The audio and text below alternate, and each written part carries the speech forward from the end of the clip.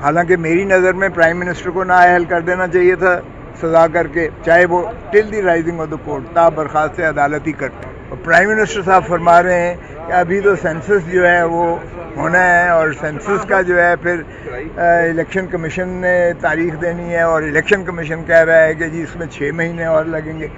तो मैंने तो कहा कि इनकी नीयत कोई नहीं है इलेक्शन में इलेक्शन करवाने की। देखें, जनरल हो या कोई भी हो, वो एक सरकारी मुलाजिम है, बिल्कुल अदालत उसको अगर चाहे तो तलब कर सकती है। सर क्या खान साहब सर नाअहली से बच सकते हैं तोशाखाना केस में? देखें, जो अल्लाह को मंजूर होता है वही होता है।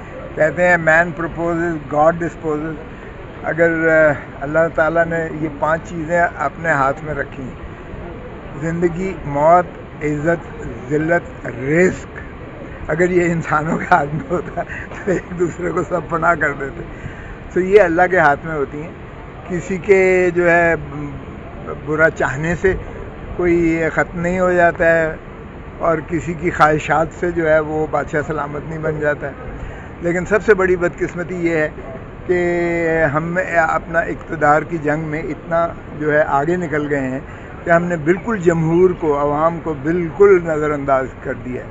अब पेट्रोल बम जो है सुनामी गिराया जाता है, इतनी महंगाई कर दी गई है। ये जाती मर्तबा एक और तोहफ़ा शहबाज शरीफ का, पीडीएम की हुकूमत का माशाल्लाह अवाम पर एक और मुसल्लत हो रहा है। और प्राइम मिनिस्टर साहब फरमा रहे हैं कि अभी तो सेंसस जो है वो होना है और सेंसस का जो है फिर इलेक्शन कमीशन ने तारीख देनी है और इलेक्शन कमीशन कह रहा है कि जी इसमें 6 महीने और लगेंगे।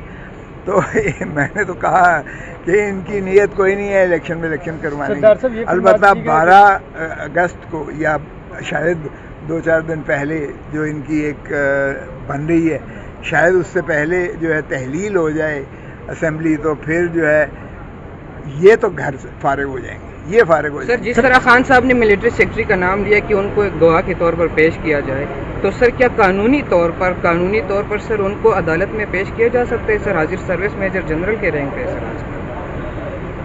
देखें, जनरल हो या कोई भी हो, वो एक सरकारी मुलाजिम है, बिल्कुल अदालत उसको अगर चाहे तो तलब कर सकती है। लेकिन अगर हमारा निज़ाम ही इतना कमज़ोर हो गया है कि हर चीज़ ताबे हो गई है किसी और के और कानून की बालादस्ती नहीं रही है और आइन की हुक्मरानी इस मुल्क में नहीं है, तो फिर जाहिर है कि अगर अदालतें कमज़ोर हो जाएंगी तो फिर यही होगा। अब देखें, यहाँ चीफ जस्टिस साहब की बेंच ने हुक्म दिया कि 14 मई को इलेक्शंस करवाए जाएं, नहीं करवाया।